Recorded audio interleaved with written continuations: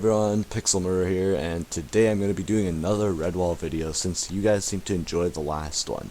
So I'm going to start things off with a quick disclaimer. I will be talking about Brian Jacques passing away, so if you don't think you can handle that, just click off of this video.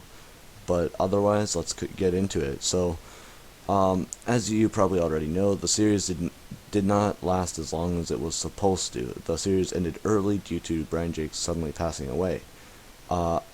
But I've always wondered, what might the series look like now if Brian Jacques had not passed away then?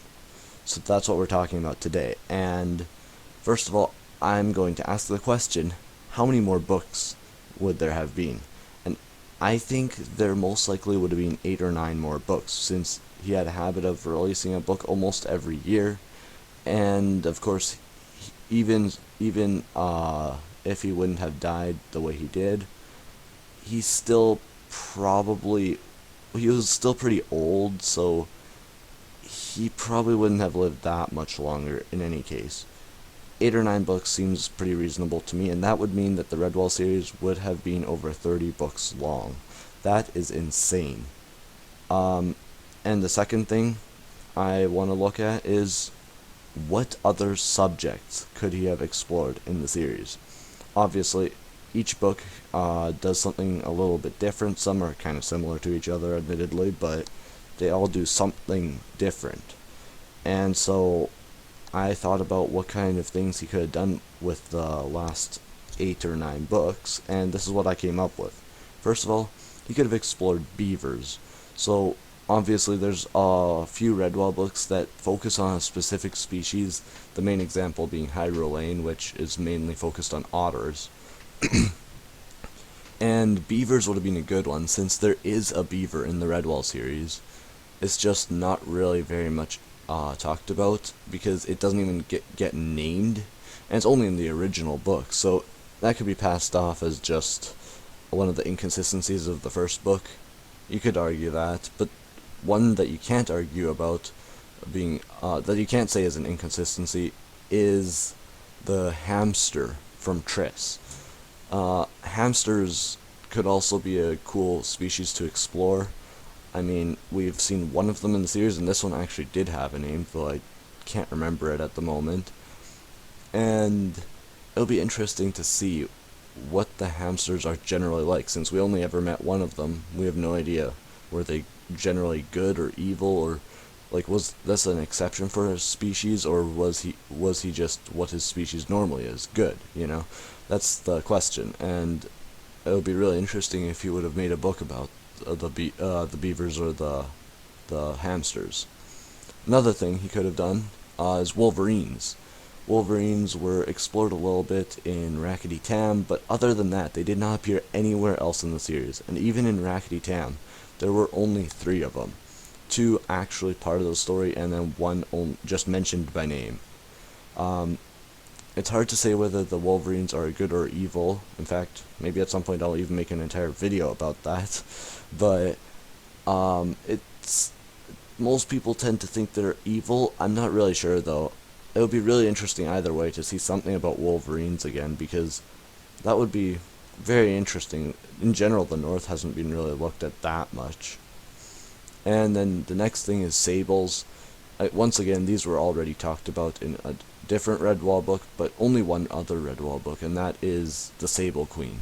The Sable Queen, well, as you can tell from the titles, it has sables in it, and they're obviously portrayed as bad guys. It's pretty obvious from the beginning, but it would be interesting if there was an entire, like, colony or something of sables. Even if that's not the main focus of a story, it would still be an interesting part of the plot, and would add to the lore of the series.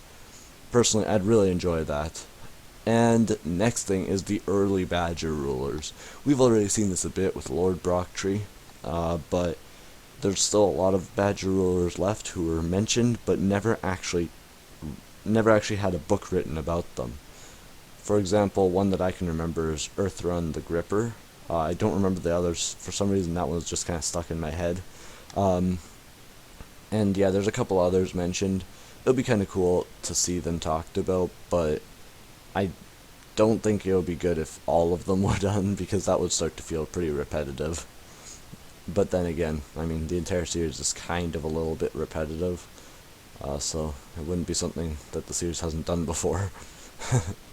And the next thing is traitorous woodlanders. By that I mean woodlanders who go evil. We've seen this a little bit in the series, mainly with shrews, but it would be interesting to see it explored a bit more. We've had Fenno and his gang. We've had Tubgut, though he ended up changing his mind. And we had that other one whose name I can't remember. Oh, and Tugabruster as well. So we've had some evil shrews, but what if it was someone else? Or what if the shrews actually were the main villains? What if there were woodlanders fighting against woodlanders for one of the books? That's something we've never seen before, and I don't think Brian Jacques would have been likely to do that, but I think it would have been cool if he had. It would have made for a very different and unique plot. I would have very much enjoyed that. And next is short stories. A lot of series have these kinds of books, like a collection of short stories based in that world that wouldn't make an entire book on their own, but are still interesting nonetheless. For example, the Edge Chronicles has the Lost Spark Scrolls is what it's called, a collection of I think 5 stories that are all pretty short, but actually help the lore of the series. Harry Potter has this a bit too, with the Tales of Beetle the Bard, and I'm pretty sure there's other series that have done it all over the place. And Redwall still hasn't had that. Sure, it's had the picture books, but those don't really count because they were just that, picture books. It would be cool to have like mini novels all put together into one novel. Some ideas for short stories that I came up with are the story of Gonfen the Doomwights. We know the general gist of the story already, but we don't know the full story, and it would be kind of interesting to have that as its own little story. That was talked about in, well, Doomwight. Another thing I would love to see as a short story is Martin's journey while he was a slave, how he came to Marshank.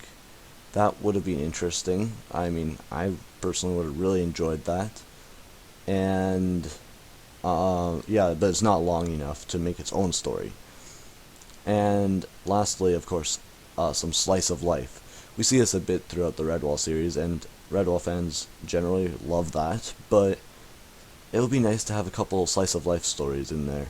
I don't think most Redwall fans would want an entire book dedicated to that genre, but a single short story in a short story collection would be really great. If you don't know what slice of life is, essentially it's just books that don't really have any action, and it's just daily life, mundane, in other words, and it can be kind of nice to read. It's kind of relaxing to read, but it's not everyone's thing, so probably wouldn't work well as its own book. And lastly, for ideas here, is probably my favorite idea I came up with, and that's just Noonvale. We saw Noonvale in 2 Redwall books, those being Marlfox and Martin the Warrior, and in Marlfox, Noonvale itself was not in the story. We just had characters from Noonvale, where Martin the Warrior, though, that was the only book in the series that actually had Noonvale talked about in it. They actually ended up visiting Noonvale, and I would love to hear more about the story of how Noonvale came to be, or whether it ran into any conflicts in its history. Whether that means like an origin story, or maybe a story of how it falls. You know, it could fall, right? Like Loamhedge. Who knows? Hard to say what you could do with that, but that could make an entire book on its own, unlike the short stories I mentioned. And the next thing to talk about is what would have happened if Brian Jacques had known that he was going to soon pass away.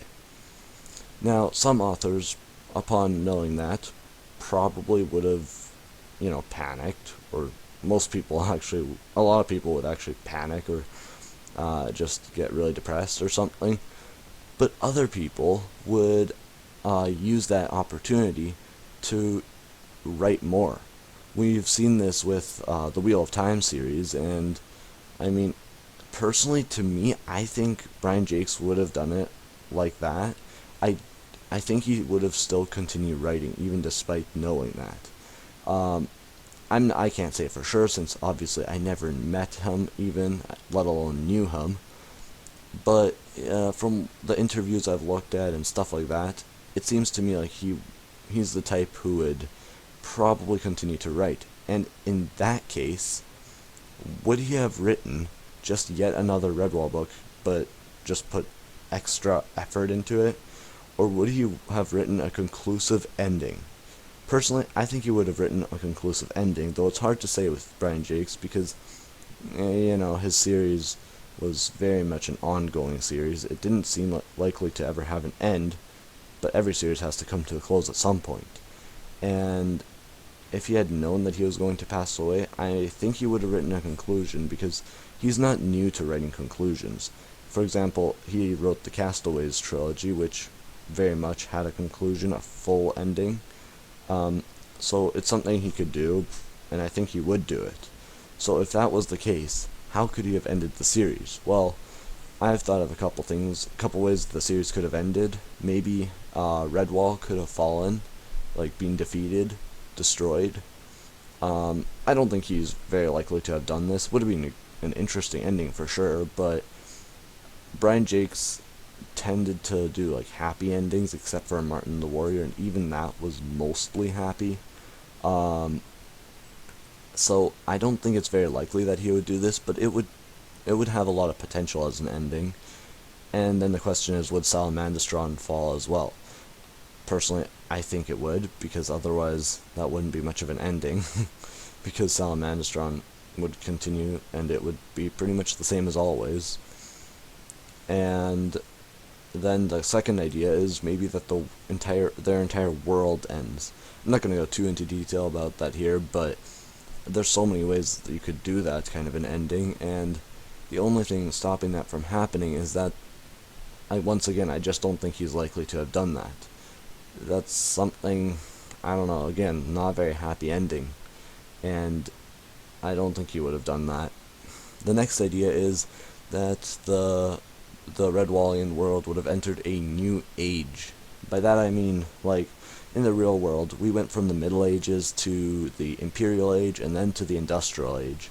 Personally, I think Redwall will go straight to the Industrial Age, since most of them don't really care that much about exploration from what we've seen.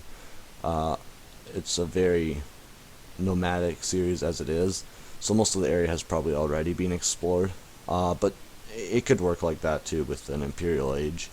I just think it's more likely to have an Industrial Age, and then that would mean that the type of things we see in Redwall would be over, and it would make sense to end it there, because that's an entire age of Redwall's world. I think that would be really interesting, but maybe it's not the best idea, because it would feel a bit off if you ask me. The next idea I have is reviving Loamhedge. Loamhedge has been destroyed for super long in the timeline, and it would be kind of cool if some Redwallers, or maybe some hares from Salamandastron or something like that, go to Loamhedge and re-inhabit it and restore it. That would be really cool, I think, and it would make for an interesting ending. As in, I mean, it wouldn't be the perfect ending since it's not very conclusive, but at the same time, I think it would work alright, and I feel like this is actually something Brian Jacques wouldn't have been too unlikely to do. So I don't think it's out of the question. Second last thing is wiping out all evil. And this one is hard to say because Brian Jacques did love to do very happy endings. You know, good guys always win, black and white morality. You see it all the time in his series. But wiping out evil completely and having only good guys left, well, I mean, that seems like way too cheesy of an ending, and I'm pretty sure Brian Jacques would realize that. But at the same time, he might do it even knowing that it's so cheesy. Personally, I wouldn't be a big fan of that kind of an ending, but I suppose it would be alright. It's not the worst ending you could get. I don't know, I don't mind it, but could be a bit controversial of an ending. And of course, lastly is an epilogue that tells of extremely long piece. By that I mean you know how there's always, every Redwall book has an epilogue of some sort, and it would be really cool if in the last Redwall book the epilogue was from many, many, many years later. Like maybe they could use some kind of natural term to just show you how long they're talking about here, like mountains have risen and fallen since this story happened or something like that, and then say that they haven't had anyone attack the Abbey for that entire time, and it would basically imply that the bad guys have actually learned their lesson and they know that Redwall is undefeatable. That, I think, is probably the best ending that could happen, and it's the ending I would really want the most. Plus, it's actually pretty likely, too, so I could see Brian Jacques doing an ending like that. Unfortunately, though, the series ended too early. It ended with the Rogue Crew, which was almost definitely not supposed to be the last book. And it's a real shame, but unfortunately that's just how it is. So comment down below, what would you have liked to see in future Redwall books? And what kind of ending would you have liked to see? If you enjoyed this video, leave a like, comment, subscribe, all the things. And I'll see you guys next